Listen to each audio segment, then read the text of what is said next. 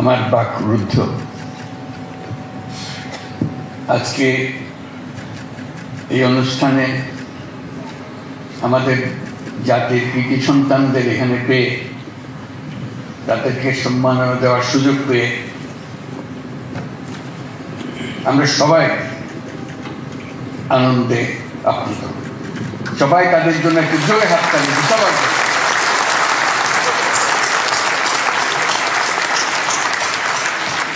বিশেষ করে নারী ফুটবল টিমের জন্য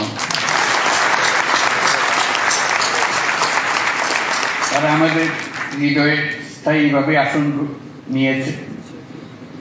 তারা আমাদের জাতিকে বিশেষভাবে উদ্বুদ্ধ করছে, সেজন্য আমরা তাদের প্রতি কৃতজ্ঞ।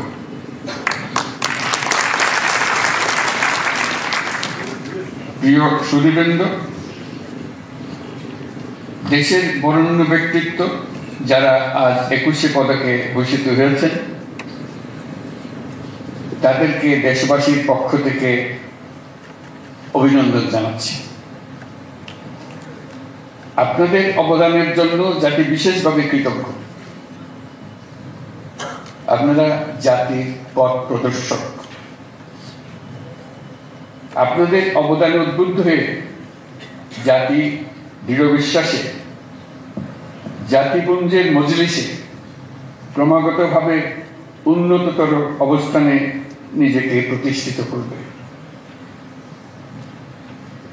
গত বছরের 5ই আগস্ট ছাত্র শ্রমিক জনতার অভ্যুত্থানের মধ্য দিয়ে আমরা পেয়েছি এক নতুন বাংলাদেশ।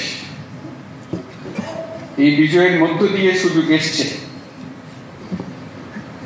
এই নতুন বাংলাদেশ নির্মাণের। আজ এই পদক প্রদান অনুষ্ঠানে আমি গভীর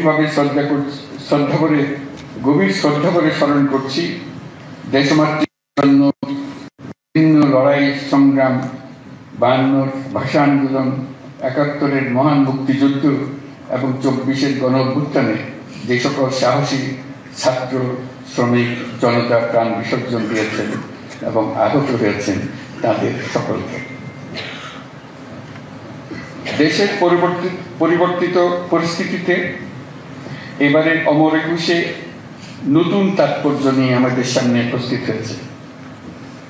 আমরা জানি 21শে ফেব্রুয়ারি আমাদের আত্মপরিচয়ের অবিনাশী স্মারক।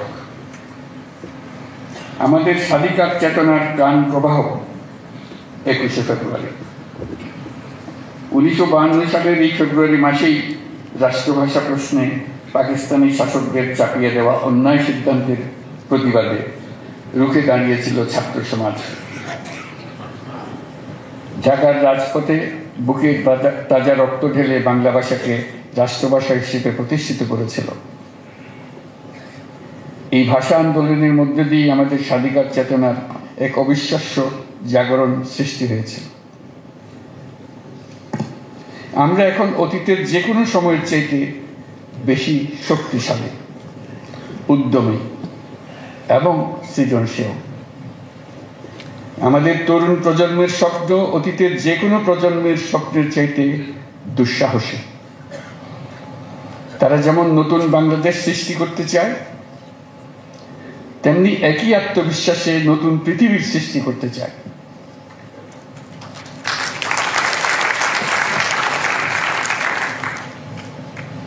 নতুন পৃথিবী সৃষ্টিতে তারা নেতৃত্ব দিতে চায়। সেই নেতৃত্ব দেওয়ার জন্য তারা প্রস্তুত।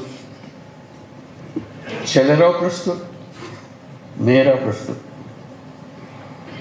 তারা ঘুণে ধরা আত্মবিনাশী সভ্যতার বন্ধন মুক্ত হয়ে তাদের স্বপ্নের নতুন সভ্যতা গড়তে চায়।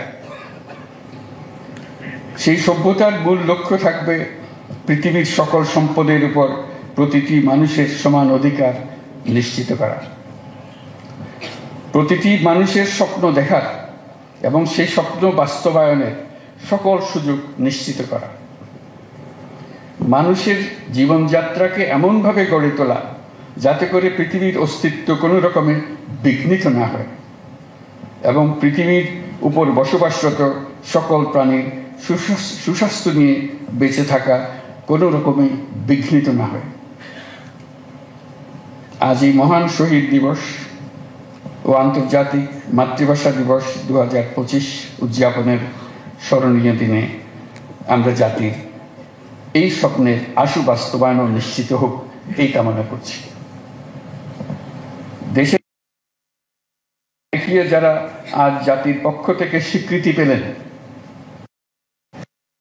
কৃতজ্ঞতা জানাচ্ছি এবং তাদেরকে আবারও অভিনন্দন জানাচ্ছি।